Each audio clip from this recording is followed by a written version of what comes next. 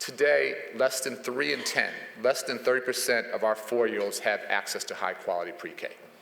It's not acceptable, not acceptable. If we can radically change that, so many of the problems we deal with down the road, I think, would go away.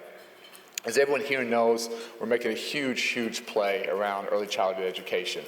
Administration-wide, it's 0 to 5. In our department, it's 4-year-olds pre-K. It's a $75 billion proposal that dwarfs everything else we've done. It is a big lift, and I'm not naive or anything here, but let me just say a couple things. Folks who are a lot smarter than I, Nobel Prize-winning economist James Heckman, talks about a 7-to-1 ROI. For every dollar we invest in this in high-quality pre-K, we get back $7. I don't know if any of you guys are getting 7-to-1 in the stock market. You'd be doing pretty well. And every time I go meet with teachers, I ask them to guess how much we're spending on professional development each year. And they say 38 million or 52 million. And I say, no, we spend 2.5 billion and states and districts spend X, Y. And they usually laugh or cry. They are not feeling it. It is not touching them. And we lose far too many of our good young teachers. We don't have real career ladders to support them.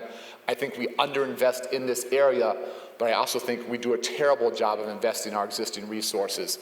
And before we go get more money, we have to have better ways to measure what are we doing to attract great talent and retain that great talent, support that great talent, let that talent improve.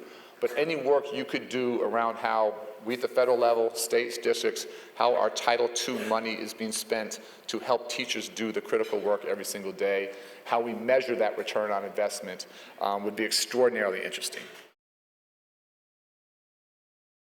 We have kids living in literal war zones. And what does it mean to be in that reality every single day? What does it mean to be just trying to survive every single day? What does it mean to have 24 of your classmates shot, several of them killed? And everything we're trying to talk about, graduating from high school and taking an AP class and going to college, how can you plan for the future when you're just trying to make it through the next day and through the next week? I think this country has not yet come to grips with a devastating impact on violence, but I've never seen an issue where the American public is so clear on something, 90% supporting background checks and having criminals have less access to guns, and Congress saying no. It's amazing that people keep saying to me, this is like a vote that takes great courage. This vote does not take great courage. Great courage is being one of those kids living on the south side of Chicago or the west side of Chicago and getting up every morning and getting to school safely and working hard and getting back home. That's courage. Taking a vote to say criminals shouldn't have access to guns or should have background check, that is not a profile in courage. We're like dumbing down what courage is in this country. I hate that our nation's teachers don't reflect the diversity of our nation's children. And we need great teachers, white, black, brown, doesn't matter, but we need our teachers to reflect our nation's students. 14% of our nation's teachers are teachers of color. 40% of our nation's students are students of color, and we will become a majority minority country. Final thing I'll say is that less than 2% of our teachers are black males.